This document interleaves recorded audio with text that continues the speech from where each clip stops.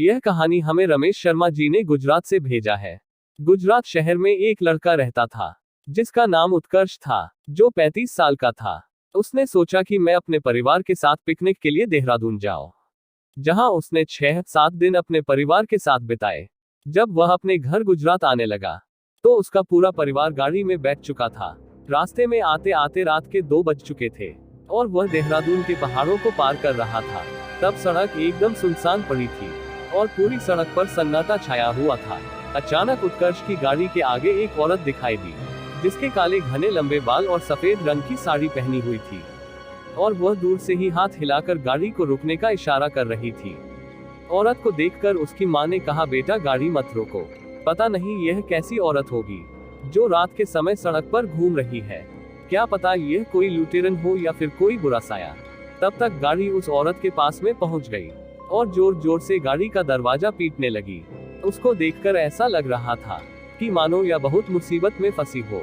उत्कर्ष की मां ने बोला, गाड़ी का दरवाजा मत खोलो, लेकिन उत्कर्ष ने बोला कि यह औरत किसी बड़े घर की और शरीफ दिख रही है और लगातार रोए जा रही है, एक बार इससे बात कर लेता हूँ।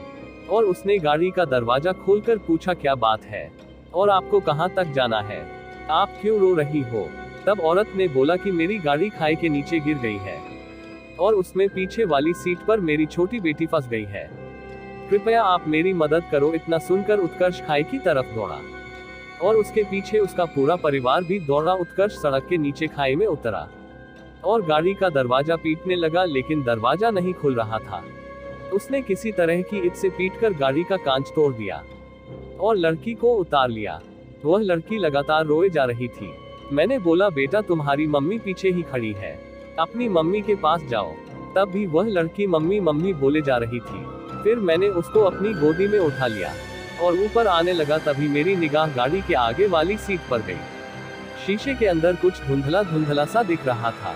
गाड़ी का कांच तोड़ा तो देखा आगे वाली सीट पर एक औरत बैठी हुई थी, जिसका माथा फूट गया था, खून बहुत सारा निकल रहा था और वह मर चुकी थी। तब मैंने पीछे मुड़कर देखा कि वह औरत वही है। तब तो मेरे होश उड़ गए और तभी मेरा परिवार इकट्ठा होकर मेरे पास आ गया। यह भयानक दृश्य सब ने देखा। जो औरत मर चुकी थी उसी ने हमसे मदद लेकर अपनी बच्ची को बचाया। रात में हमें उसके बाद वहाँ कोई नहीं दिखा। हमने आवाज भी लगाई तो भी वह औरत दोबारा नहीं आई और हम बच्ची को लेकर अपने घर आ गए। अभी तक वह लड़की हम लोगों के साथ हमारे घर में रहती है।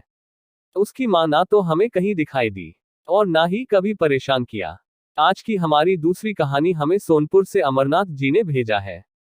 सोनपुर नाम का एक बड़ा सा गांव हुआ करता था, जहां अधिकतर खेतीबाड़ी करने वाले किसान रहा करते थे। वहीं गांव के पास ही घने जंगलों के बीच पीपल के पेड़ में एक भूत रहा करता था। भूत दिन भर तो गायब रहता, लेकिन रात होते ही वह गांव वालों को खूब परेशान किया करता था। रात होते ही भूत पूरे गांव के चक्कर काटने लगता और कभी किसी के पशुओं को नुकसान पहुंचाता था, कभी किसी किसान को इतना डराता कि वो रात भर सो नहीं पाता। भूत के डर से शाम होते ही गांव में सन्नाटा फैल जाता था और रात को कोई भी घर से बाहर नहीं निकला करता था। एक बार भूत से परेशान गांव के लोगों ने एक बहुत बड़े साधु को गांव में बुलाया और उनसे अपनी समस्या का निदान करने के लिए गुजारिश की। गांव वाले साधु को उस पेड़ के पास ले जाते हैं जहां भूत का वास होता है। साधु अपने जप और तप से भूत को काबू करने की बहुत कोशिश करता है, लेकिन वह उसके हाथ नहीं आता। अंत में साधु भूत पर काबू पाने की युक्ति निकाल लेता है और सब गांव वालों से कहता है कि ये भूत केवल रात के अंधेरे में निकलता है, जिसका अर्थ है कि इसे दिन की रोशनी से डर लगता है और रोशनी के सहारे ही भूत से छुटकारा पाया जा सकता है। साधु की बात सुनकर सभी गांव वाले मिलकर एक योजना बनाते हैं। रात को जब भूत पेड़ से निकलकर गांव में प्रवेश करता है तो किसान हाथों में मशाल लिए चारों ओर उजाला कर देते हैं। रोशनी को देखकर भूत डर जाता है और वापस पेड़ की ओर भाग जाता है। वहीं गांव वाले भी उसके पीछे पीछे पेड़ के पास पहुंच जाते हैं। रोशनी में साधु भूत को पेड़ से मंत्र शक्ति से बांध देता है और फिर गांव वाले भूत को उस पेड़ के साथ ही जला देते हैं। आज की यह कहानी आप लोगों को कैसी लगी प्लीज कमेंट करके बताएं। आप लोग सब्सक्राइब नहीं करते हैं, लाइक नहीं करते चैनल को, जबकि यह कहानी लाने से लेकर वीडियो बनाने तक मुझे काफी मेहनत करना पड़ता है।